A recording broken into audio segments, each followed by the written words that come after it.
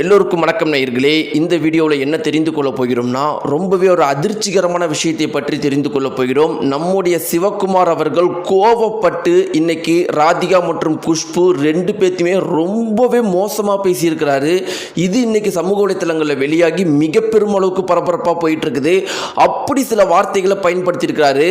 அப்படி என்ன ராதிகா மற்றும் குஷ்பு பண்ணாங்க, சிவகுமார் அவர்கள் இந்த அளவுக்கு கோவப்பட்டு பேசுகிற அளவுக்கு என்ன பண்ணாங்க, அவர் என்ன பேசினாரு, அவர் பேசின எந்த விஷயங்கள் மிக பெருமளவுக்கு அதிர்ச்சியை ஏற்படுத்தி இருக்குது, அப்படிலாம் என்னென்ன வார்த்தைகளை பயன்படுத்தினார் அப்படிங்கிற பல முக்கியமான விஷயங்களை பற்றி தெரிந்து கொள்ளப் போகிறோம். ரொம்ப முக்கியமான நேயர்களே, ராதிகா மற்றும் குஷ்பு இருவரையுமே ஒரு வார்த்தையில் திட்டியிருக்கிறாரு. அதுதான் இன்னைக்கு எல்லாரையுமே அதிர்ச்சியை ஏற்படுத்தி இருக்குது. சிவகுமார் அவர்கள் என்ன சொன்னார், அவர் சொன்ன ஒவ்வொரு விஷயத்தையுமே நம்ம தெரிந்துக்கலாம். வாங்க வீடியோக்குள்ளே போகலாம். நீங்கள் நம்முடைய சேனலுக்கு புதியவராக இருந்தால் சப்ஸ்கிரைப் பண்ணிட்டுங்க. நேயர்களை, கடந்த 2 மாதங்களாக பார்த்தீங்கன்னா நம்முடைய தமிழ் திரையுலகத்திலையும் சரி, நம்முடைய தமிழகத்திலையும் சரி, முதல்வர் விஜய்க்கு அப்புறம் எல்லாராலையுமே அதிகப்படியாக பேசப்பட்ட நபர்கள்னா குஷ்பு மற்றும் ராதிகா அப்படிங்கிறதுல எந்த ஒரு மாற்று கருத்துமே கிடையாது. குஷ்புவை பற்றி தமிழக மக்கள் பேசுறதுக்கு என்ன காரணம்னா அது ஜெயம் ரவி அவர்கள்.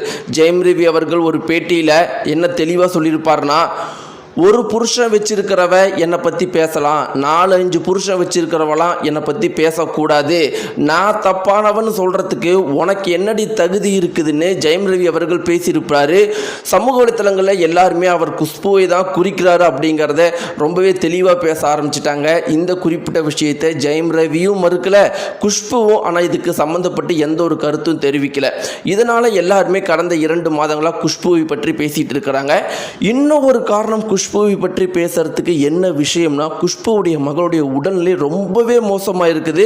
அதற்கு குஷ்புவுடைய காரணங்கள் அதை சமூக வலைத்தளங்களில் விமர்சனம் பண்ணதுனால மன உளைச்சல் ஆகி குஷ்புவுடைய மகளுக்கு உடல்நிலை மோசமாக இருக்குது. இன்னொரு பக்கம் ராதிகாவை பற்றி எல்லாரும் எதற்கு பேசுகிறாங்க அப்படின்னு பார்த்தீங்கன்னா, ஒரே ஒரு முக்கியமான காரணம் தான். ராதிகாவுடைய பாரதி ராஜா மற்றும் பாக்கியராஜ் 2 வாழ்க்கை தூண்களுமே இறந்து போயிட்டாங்க. இது அவங்களால தாங்கிக் கொள்ளவே முடியல. அந்த 2 இறுதிச் சடங்குலையுமே பாரதி ராஜா மற்றும் பாக்கியராஜ் இவங்களுடைய குடும்பத்தினரோட சண்டை போட்டவங்க ராதிகா அவர்கள். அதனால இவங்களுடைய பெயர் மிக பெரும் அளவுக்கு பரபரப்பாக போயிட்டு இருந்துச்சு. இன்னொரு முக்கியமான காரணம் எதனால் இவங்க சண்டை போட்டாங்க அப்படின்னு பார்த்தீங்கன்னா, பாரதி ராஜாவுடைய கடைசி காலத்தில் அவங்களுடைய குடும்பத்தினர் கூட அவங்கள பார்த்துக்கல. ஆனால் நம்முடைய ராதிகா அவர்கள் பார்த்துக்கிட்டாங்க. ஒரு தந்தையாக நினச்சி அவங்கள பார்த்துக்கிட்டாங்க. அவருடைய இறுதி சடங்கில் உறவினர் சொத்துக்காக சண்டை போட்ட உடனே ராதிகாவால் தாங்கிக் கொள்ள முடியல, கோவப்பட்டு கத்திருக்கிறாங்க. மறுபுறம் பார்த்தீங்கன்னா பாக்கியராஜுடைய குடும்பத்திலையும் இதே நிலை தான். அவர் இறந்த பிறகு சொத்துக்காக சண்டை போட்டிருக்கிறாங்க. ராதிகா கோபம் கொண்டு அங்கேயும் சண்டை போட்டிருக்கிறாங்க.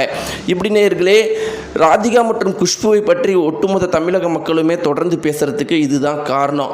இப்படி இருக்கிறப்ப இவங்க 2 பேரும் இப்போ அடிச்சுக்கிட்டது தான் மிக பெரும் அளவுக்கு அதிர்ச்சிகரமான விஷயம்.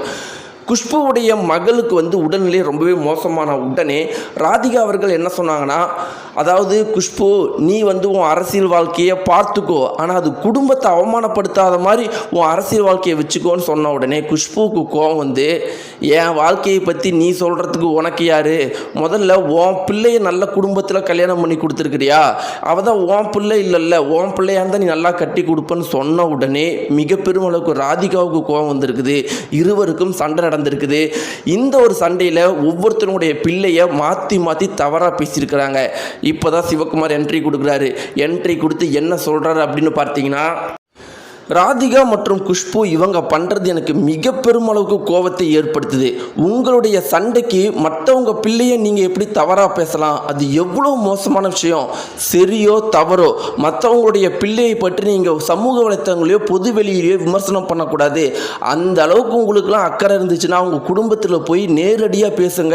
ரொம்ப ரொம்ப நல்லவங்க மாதிரி, ரொம்ப அக்கறை கொண்டவங்க மாதிரி அவங்க பிள்ளையை பற்றி சமூக வலைத்தளம் விமர்சனம் பண்ணுறீங்க. கேட்டால் அக்கறைன்னு சொல்கிறீங்க.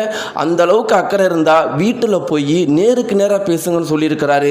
இது மிக பெரும் அளவுக்கு வைரலாக போயிட்டு இருக்குது. நேயர்களே, சிவகுமார் அவர்கள் சொன்னது சரின்னு நினைக்கிறீங்களா? ராதிகா மற்றும் குஷ்புவை பற்றி சிவகுமார் பேசினதை பற்றியும் உங்களுடைய கருத்துக்களை மறக்காம தெரிவிங்க. நன்றி.